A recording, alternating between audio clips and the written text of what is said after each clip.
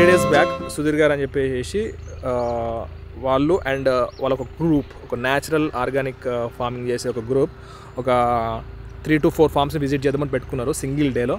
So నాకు కూడా invite చేసి ఉండే, ఒకసారి రండి, ఈ ఆర్గానిక్ అండ్ ఇంకొక ఫార్మింగ్ మెథడ్ కూడా ఉంది, రీజనరేటివ్ ఆర్గానిక్ ఫార్మింగ్ అని చెప్పేసి. సో మేము అట్లాంటి ఫార్మ్స్ విజిట్ చేస్తున్నాం, ఒకసారి మీరు రండి అని చెప్పేసి నేను కూడా అందరితో పాటు విజిట్ చేసి ఉంటే. సో విజిట్ చేసినప్పుడు అయితే మాత్రం నాకైతే చాలా ఎగ్జైటింగ్ అనిపించుండే. ఎందుకంటే దాంట్లో మెయిన్గా నేనైతే ఈ బ్లాగ్లో కవర్ చేస్తున్న టాపిక్ ఏంటంటే రీజనరేటివ్ ఫార్మింగ్ అని చెప్పేసి.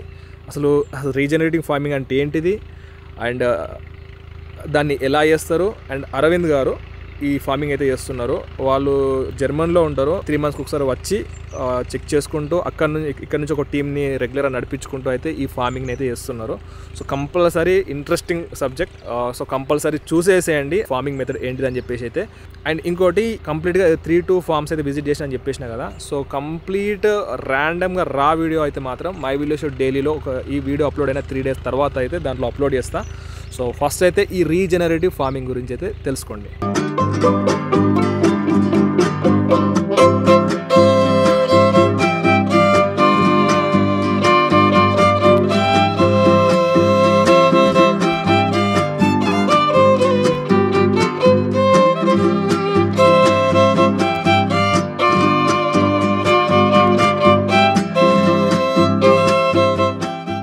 ఇక్కడ మనం ఇప్పటి వరకు చూసింది సుమారుగా 12 ఎకరాలు ఉంటుందండి.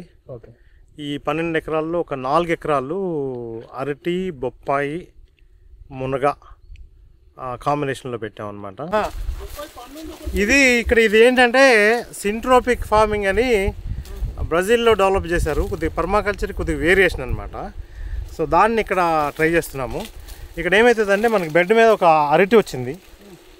అరటి వచ్చిన తర్వాత మధ్యలో యాక్చువల్గా మునగ పోయిందనమాట. ఇక్కడే మళ్ళీ పపాయ వచ్చింది. ఇక్కడే మనకు అవిసె వచ్చింది. ఈ అవిసెని ఏం చేస్తామంటే దీన్ని కట్ చేసేసేసి ఇక్కడ రాగానే మళ్ళీ మల్చికేసేస్తాం. ఆ విధంగా మనకి భూమిలో కార్బన్ శాతాన్ని పెంచుతూ ఉంటాం అనమాట. ఇది కట్ చేయగానే ఏమవుతుందంటే ఇది నైట్రోజన్ ఫిక్సర్ అనమాట. ఆ నైట్రోజన్ ఫిక్సర్ ఇది కట్ చేయగానే కింద రిలీజ్ చేస్తుంది. అంటే కింద నుంచి కూడా మన ఈ మొక్కలకి ఎరువిస్తుంది అనమాట. అది అయిపోయిన తర్వాత తర్వాత కిందేమో పసుపు పెట్టినాం. ఈ పసుపు ఎందుకంటే పసుపు కానీ అల్లం కానీ యాంటీ మైక్రోబియల్ లాగా వచ్చి ఈ బొప్పాయికి వచ్చే వైరస్లను వాటిని తట్టుకుంటుంది. రెండోదేమో మనకి దీనివల్ల ఇది షేడ్లో కూడా బతుకుద్ది. మిగతా 8 ఎకరాలు అన్ని కూరగాయ మొక్కలు పెట్టాము. అంటే వంగ, తర్వాత టమాటో, తర్వాత ఫ్రెంచ్ బీన్స్, బెండ, తర్వాత ఏమో చిక్కుళ్ళు, గోరు చిక్కుళ్ళు, తర్వాత ఉల్లిపాయ, సో మిర్చి, ఇవన్నీ పెట్టడం జరిగింది. అవన్నీ కూడా కొద్ది కాంబినేషన్లో పెట్టాము. సో ప్రతి దగ్గర కూడా ఏంటంటే మనకి బంతి వస్తుంది, మధ్యలో బంతి ఉల్లి వస్తుంది. ఈ బంతి ఉల్లి ఏంటంటే మనకి ఏమన్నా పురుగు వాటిని వస్తే కనుక వాటిని రిపెల్ చేస్తూ ఉంటుంది అన్నమాట. దగ్గర రానికుండా వాటిని కాపాడుతూ ఉంటుంది ఈ మొక్కల్ని. సో దానికోసం పెట్టడం జరిగింది. ఉల్లి వస్తే దిగుబడి వస్తే తీసుకుంటాము, లేకపోయినా పర్వాలేదు. సో న్యాచురల్గా మనం చేస్తామన్నమాట ఈ 8 ఎకరాల్లో. ఇక్కడ ఉద్దేశం ఏంటంటే మనకి ఈ పంటలు మామూలు రైతు పండించే పంటల్ని ఎటువంటి రసాయన ఎరువులు కానీ రసాయన పురుగు మందులు కానీ లేకుండా మనం రసాయన పురుగు మందులు ఎరువులు వేస్తే ఎంత దిగుబడి తీసుకొస్తామో అవి లేకుండా అంత దిగుబడి తీసుకురావడమే మన ఉద్దేశం. అప్పుడు ఏమవుతుందంటే మనకి వినియోగదారుడికి, తినేవాళ్ళకి మంచి నాణ్యమైన ఆహారం అందించగలుగుతాము. అట్లనే ఇక్కడ ఉన్న మన ప్రకృతిని మనం కాపాడుకోవటం జరుగుతుంది. అట్లనే మనం చేసే పద్ధతులన్నీ కూడా గాలిలో ఉన్న కార్బన్ డైఆక్సైడ్, ఇప్పుడు ఏదైతే క్లైమేట్ చేంజ్కి కారణమైనటువంటి వాటిలన్నిటిని కూడా మనము పట్టి భూమిలోకి పెడుతున్నాం అన్నమాట. అంటే కార్బన్ సీక్వెస్ట్రేషన్ అనేది కూడా ఇక్కడ జరుగుతూ ఉంది ఈ మెథడ్ ఆఫ్ వ్యవసాయంలో మనకి. సో ఇక్కడ ఏంటంటే మనం ఒక డిఫరెంట్ ప్రిన్సిపల్స్ ఫాలో అవుతాము. ఏంటంటే భూమిని కప్పిపెట్టడము, మోనోకల్చర్ అంటే ఒకటే పంట కాకుండా రకరకాల పంటలు కలిపి వేయటము, ఒకదానికొకటి సహకరించుకునేవి. ఆ నాలెడ్జ్ అయితే కావాలి, ఏ పంట కలిపేయాలి, ఏ పంట కలిపేయకూడదు. సో అది ఒకటి పెట్టుకుంటాము. తర్వాత ఇంటిగ్రేటెడ్ పెస్ట్ మేనేజ్మెంట్ అంటే ఇప్పుడు మనకి ఇక్కడ స్టిక్కీ ప్యాడ్స్ వాడుతున్నాము, సోలార్ ల్యాంప్స్ వాడుతున్నాము, ఇవన్నీ చేస్తూ ఉంటాం అన్నమాట. సో ఇక్కడ ఏంటంటే ప్రపంచంలో ఉన్న అత్యుత్తమ పద్ధతులు ఏవైతే ఉన్నాయో అమెరికా నుంచి రీజనరేటివ్ ఫార్మింగ్ ప్రాక్టీసెస్ అని ఉంటాయి అన్నమాట. అట్లానే ఆ కంపోస్టులు తయారు చేయడం, డాక్టర్ ఎలెనింగామ్ కంపోస్టు, డాక్టర్ జాన్సన్ సూ కంపోస్టు, ఆ కంపోస్టులు అన్నీ వాడతాము. అట్లనే కొరియన్ న్యాచురల్ ఫార్మింగ్ నుంచి కొన్ని తీసుకున్నాము. కొన్ని మంచి జడామ్ న్యాచురల్ ఫార్మింగ్ అని ఉంటుంది, దాంట్లో జడామ్ వెయిటింగ్ ఏజెంటు, తర్వాత జడామ్ మైక్రోబిల్ సొల్యూషన్, ఇట్లాంటివన్నీ కూడా తయారు చేస్తాము. అన్నీ తయారు చేసుకుంటామండి. అంటే లిటరేచర్ బుక్స్ తెచ్చుకున్నాము, ఆ బుక్స్ని పట్టుకొని మనము సొంతంగా తయారు చేసుకుంటాం, ఇక్కడ తయారు చేసుకుంటాం అనమాట. అది అట్లానే ఇప్పుడు ఇండియాలో కూడా ఏంటంటే చాలామంది మహానుభావులు ఉన్నారు, వాళ్ళ దగ్గర కొన్ని గొప్ప విషయాలు, ఎవరి దగ్గర మంచి ఉంటే మనకి పనికి వస్తుంది అనుకుంటే వాళ్ళ దగ్గర నుంచి తీసుకొచ్చి అన్ని కలిపి ఇక్కడ అమలు చేస్తున్నాం అనమాట. జర్మనీలో ఉంటారు కదా, అవును. సో ఎట్లా కమ్యూనికేట్ చేస్తారు ఇక్కడ ఉన్న వర్కర్స్కి? అంటే ఇక్కడ నాకు ఒక టీం ఉంది, కిషోర్ ఉన్నాడు, కిషోర్ చూస్తూ ఉంటాడు. సో నేను ప్రతిరోజు కిషోర్తో మాట్లాడుతూ ఉంటాను. అట్లనే ఒక మూడు నెలలకు ఒకసారి వస్తాను, వచ్చి ఒక 4 రోజులు ఉండి మళ్ళీ చూసుకొని మళ్ళీ వెళ్తూ ఉంటాను అనమాట. ఎంత కాస్ట్ అయింది సార్ అంటే ఇక్కడ మేము ఎట్లా ఉన్నామంటే కెమికల్గా మనము అంటే రసాయనిక మందులు, పురుగు మందులు, రసాయన ఎరువులు చేసి రైతు పండిస్తే ఎంతవరకు పెడుతున్నారో అంతవరకు పెడుతున్నామండి పెట్టుబడి. అంటే ఇక్కడ మనం పెట్టుబడులు తగ్గించడం మన ఉద్దేశం కాదు. సో రసాయనికంగా వాళ్ళు ఎంత పెడుతున్నారో మనం కూడా అంతే పెడతాము, వాళ్ళతో పాటు సమానంగా దిగుబడులు తీద్దాము. అప్పుడు మనకి నాణ్యత పెరుగుతుంది, మార్కెట్లో అదే ధరకి మనం అందించడమే మన ఉద్దేశం అనమాట. ఆర్గానిక్ ఫార్మింగ్ ఈ రీజనరేటివ్ ఫార్మింగ్కి డిఫరెన్స్ ఏంటిది? అంటే ఇప్పుడు ఆర్గానిక్ ఫార్మింగ్ అంటే రసాయనిక మనము చేసే వ్యవసాయంలో ఏదైతే మందులు ఉన్నాయో ఆ రసాయనిక ఎరువుల్ని, రసాయనిక పురుగు మందులను తీసుకెళ్ళి మనము ఆర్గానిక్ పురుగు మందులు, ఆర్గానిక్ ఇది చేస్తున్నాము. మిగతా ప్రాక్టీసులన్నీ సేమ్. అంటే ఏ పద్ధతులు అవుతున్నాయి, దుక్కు దున్నటము, అట్లనే ఒకటే పంట పెట్టడము, ఇవన్నీ ఆర్గానిక్లో అట్లానే ఉంటాయి. ఇక్కడ రీజనరేటివ్లో మనం ఏం చేస్తామంటే మొదటిసారి మాత్రం దున్నుతాము, తర్వాత కాంచి దుక్కు దున్నటం అనేది ఉండదు. ఒకటి తర్వాత భూమిని ఎప్పుడూ కూడా గ్రీన్ మెటీరియల్, అంటే ఇప్పుడు మనం ఏదో ఒక మొక్కతో కవర్ చేసి పెట్టాలి, భూమి కనబడకూడదు మన కంటికి. అది రెండవది మేజర్గా చెప్పుకోవాలంటే. సో మూడవది ఏంటంటే ఒకటే పంట కాకుండా 4-5 రకాల పంటలు పెట్టుకోవడం, కలిపి పెట్టుకోవడం, ఒకదాని కూడా సహకరించుకునేటట్టు. అట్లా నైట్రోజన్ ఫిక్సర్స్, తర్వాత పెస్ట్ రిపెల్లెంట్, అంటే ఉల్లి ఉంది, బంతి ఉంది, ఇవేంటంటే మన పెస్ట్కి రిపెల్లెంట్గా పనిచేస్తాయి. పెస్ట్ని అంటే పురుగులు వచ్చిన వాటిని కొన్ని పురుగులన్నా అవి దగ్గర రానివ్వకుండా చేస్తాయి. అట్లానే మనం బోర్డర్లో ఆముదం పెట్టాము. ఆముదం ఏంటంటే ఈ వచ్చే పురుగులన్నింటినీ మెయిన్ పంటకి వెళ్లకుండా అది ఆకర్షిస్తుంది అనమాట. సో ఆకర్షణ పంట అంటారు అది. తర్వాత ఇక్కడ అవిసె ఉంది మన బొప్పాయి తోటలో. అవిసెని ఎప్పటికప్పుడు నరుకుంటూ ఉంటుంటే మనకి కట్ చేసుకుని వేసుకుంటూ ఉంటుంటే మనకి బయోలాజికల్గా అంటే బయో ఫెర్టిలైజర్ వస్తుంది, కింద నుంచి నైట్రోజన్ రిలీజ్ చేయడం జరుగుతుంది, మనకు కావాల్సిన మల్చ్ వస్తుంది. సో ఈ టెక్నిక్స్ అన్నీ మామూలు ఆర్గానిక్ ఫార్మింగ్లో ఉండవు, మనకి ఇక్కడ ఉంటాయి అన్నమాట. అట్లనే ఈ కంపోస్ట్లు కూడా మామూలు కంపోస్ట్ ఏంటంటే బ్యాక్టీరియల్ డామినెంట్ కంపోస్ట్. ఏంటి అది కూడా ఇన్ఏరోబిక్ అంటారు అనమాట. అంటే ఆక్సిజన్ లేకుండా బతికే బ్యాక్టీరియా యొక్క దాని డామినేషన్ ఎక్కువ ఉంటుంది. ఇక్కడ మనం చేసేది ఏంటంటే ఏరోబిక్ కంపోస్ట్. అట్లనే బ్యాక్టీరియా ఎక్కువ ఉంటుంది, ఫంగల్ కూడా ఉంటుంది ఇంట్లో. జనరల్గా ఎవరు ఫంగల్ గురించి మాట్లాడరు, అంటే ఫంగల్కును మొక్కలకి చాలా సంబంధం ఉంది, దానికి సింబియోటిక్ రిలేషన్లో చాలా పెద్ద రోల్ ప్లే చేస్తాయి అనమాట. సో ఆ కంపోస్ట్లు అవి వాడతాము. సో అయితే ఇక్కడ మనము ఒక పద్ధతి ఇది పద్ధతి అని ఏం లేదు, మన ధ్యేయం ఏంటంటే కెమికల్ కన్నా ఎక్కువ పండించాలి మందులు లేకుండా. ఓకే, ఈ సామాన్య రైతులు కూడా ఈ పద్ధతిని పాటించేసుకుంటూ మంచి అంటే లాభాలు పొందొచ్చా? అదే ఉద్దేశం అండి. మన ఉద్దేశం ఇప్పుడు మనం తిందామని కాదు, సామాన్య రైతు ఏ విధంగా చేసుకోగలుగుతాడు, ఎంత సులువుగా చేసుకోగలుగుతాడు, అవన్నీ ఇక్కడ మనము ప్రయత్నాలు చేసి దాన్ని ఫైన్ ట్యూన్ చేసి అదంతా తీసుకెళ్ళి సామాన్య రైతులకు అందించడమే మన ఉద్దేశం. అంటే ఇక్కడ మెయిన్గా మీరు ఎలాంటి ఈక్విప్మెంట్ వాడుతున్నారు? ట్రాక్టర్, చిన్న ట్రాక్టర్ ఉంటుందండి, కొద్దిగా రోటావేటర్ అనమాట, అది చిన్న రోటావేటర్. తర్వాత మనకి మిక్సింగ్ ఎక్విప్మెంట్ ఉంటుంది మెయిన్లీ, మనము ఫెర్టిలైజర్ తయారు చేసుకున్నప్పుడు. తర్వాత బ్లోవర్ ఒకటి ఉంటుంది, డ్రిప్ అంతే, ఇంకా పెద్దగా ఏమి ఉండవు. ఇంకా వాటర్ అంతా కంప్లీట్ అండర్ గ్రౌండ్ పైప్ చేసేది మొత్తము డ్రిప్పేనండి, డ్రిప్పింగ్. Drip irrigation. మీరు ఇంతకుముందు చెప్పారు సంథింగ్ లిక్విడ్ పోసి అది కూడా డ్రిప్పింగ్ వెంచురీ సిస్టమ్ అంటారు. అది అన్ని చోట్ల చాలా చోట్ల ఉంటుంది, అందరూ వాడుతున్నారు ఇప్పుడు. వెంచురీ సిస్టమ్ అనమాట.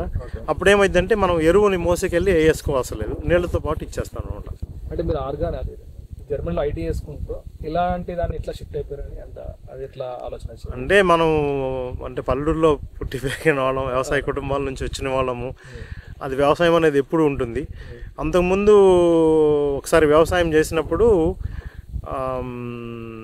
గోదావరి జిల్లాలో వ్యవసాయం చేసినప్పుడు ఏమైందంటే తుఫాన్ వచ్చే ముందు వరకు 1800 రూపాయలు ఉండేది, ఏది హార్వెస్టర్ కాస్ట్ గంటకి.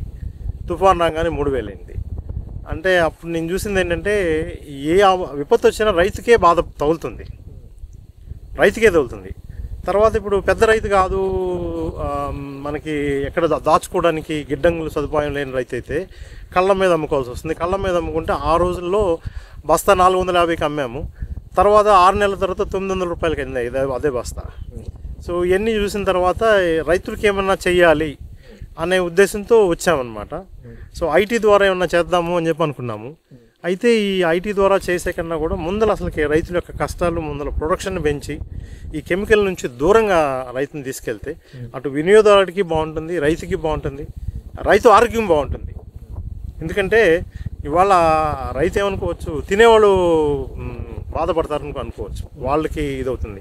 కానీ పురుగు మందు కొట్టేది రైతు దగ్గరుండి కొడతాడు, అదే పిలుస్తూ ఉంటామన్నమాట. రైతు ఆరోగ్యం కూడా మనకు ముఖ్యము. సో దానికోసం అని చెప్పి మనం ఈ ప్రయత్నం చేస్తూ ఉన్నాం.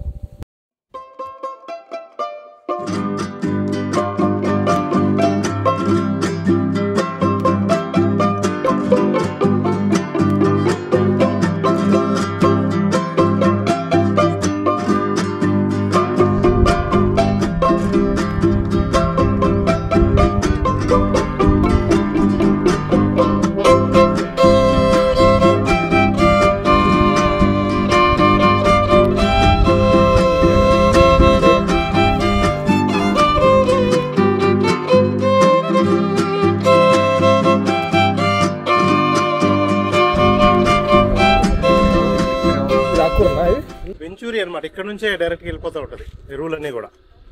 ఇక్కడ మన పైపు ఇక్కడ కనెక్షన్ ఇచ్చుకుంటే దీని నుంచి ఎరువులన్నీ మామూలు నీళ్ళతో పాటు కలిసి వెళ్ళిపోతుంది. మనం ఇంకా పోయక్కర్లేదు, ఏమయ్యక్కర్లా. సో గ్రౌండ్ వాటర్ అంటే మనం వాటర్ పెట్టినప్పుడు ఎట్లా వెళ్తుందో వెంచూరీ సిస్టమ్ అనమాట. అది అందరూ వాడుతున్నారు, మన దగ్గర స్పెషల్ ఏం కాదు, అందరూ వాడుతున్నారు అది.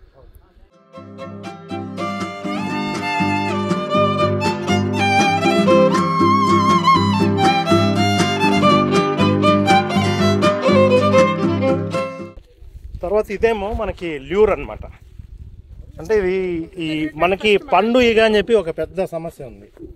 పండు ఈగ అని చెప్పి ఒక సమస్య ఉంది. అంటే పుచ్చకాయలు కానీ ఇట్లాంటి పండ్లు ఉంటే అవి గుడ్లు పెడితే తర్వాత మనం జామకాయ కోసుకున్నప్పుడు లోపల పురుగు వస్తుంది మార్కెట్లో, అది ఫ్రూట్ ఫ్లై అనమాట, పండు ఈగ. సో పండు ఈగకి ఇది ఒక రకమైన దీంతో అది ల్యూర్ చేస్తుంది, ఫెర్మోన్ ట్రాప్స్ అనమాట, ఫెర్మోన్ ట్రాప్స్ అది. తర్వాత ఏమో ఇక్కడ ఇదేమో స్టిక్కీ ప్యాడ్, ఇక్కడ ఎల్లో స్టిక్కీ ప్యాడ్స్. సో ఈ చాలా వరకు పురుగులు ఆపుతూ ఉంటాయి. సో ఈ స్టిక్కీ ప్యాడ్స్. సో ముందు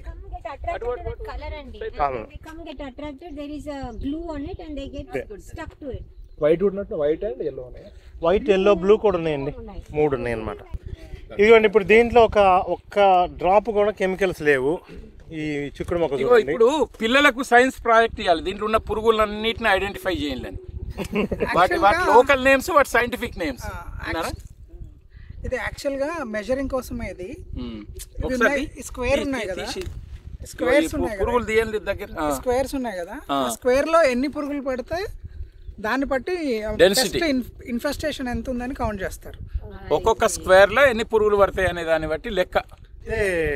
లేబర్ అవి కూడా కన్సిడర్ చేసుకొని ఇట్లా ప్లాన్ చేసాం అనమాట. అంటే ఇప్పుడు మనకి ఒరిజినల్ చెప్పాలంటే ఇంకొక వెరైటీ కూడా పెట్టుకుంటే ఇంకా బాగుండేది. ఇక్కడ మనకి ఆముదం ఉందమ్మా, ఇక్కడ ఆముదము. ఇదేంటంటే పురుగు పుట్రని ముందల అది ఆకర్షిస్తుంది అనమాట. మనం ఆముదం మొక్క చూసుకుంటే మన చేలోకి ఏ పురుగు వచ్చిందని అర్థమవుతుంది. సింపుల్గా మనం మందులు ఏమి కొట్టకుండా ఇక్కడ డిఫరెంట్ మొక్కలు పెట్టేసి వాటితోనే మనం వాటితో చాలా వరకు కంట్రోల్ చేస్తున్నాం మనకి. సో సుధీర్ అన్న, ఇది పత్తి కట్ట, కంది కట్ట. ఇప్పుడు మనకి ఈ చుట్టుపక్కల రైతులు కంది తీసేసిన తర్వాత పత్తిది ఆ కట్టె ఉంది కదా, ఆ కట్టె మనం వెళ్ళి తెచ్చుకుంటాం అనమాట. దీని నుంచి బయోచార్ తయారు చేస్తాం. ఆ బయోచార్ తయారు చేస్తాము. ఇంకా కొద్దిగా స్మాల్ వేస్ట్ ఏమైనా ఉంటే కనుక మనకు ఒక స్పెసిఫిక్ కాంపోస్ట్ ఉంది, doctor Elaine Ingham compost, doctor Johnson's compost, దాంట్లో కూడా వాడతాం అనమాట. ఇంకెక్కువ మిగిలితే మల్చి కూడా వాడేసుకుంటాం, మల్చి కూడా వాడతాం అనమాట. ఇది సో క్రాప్ వేస్ట్ జనరల్గా మనం తీసుకురాకపోతే వాళ్ళు ఏం చేస్తారంటే తగలబెడతారు, కాల్ చేస్తారు.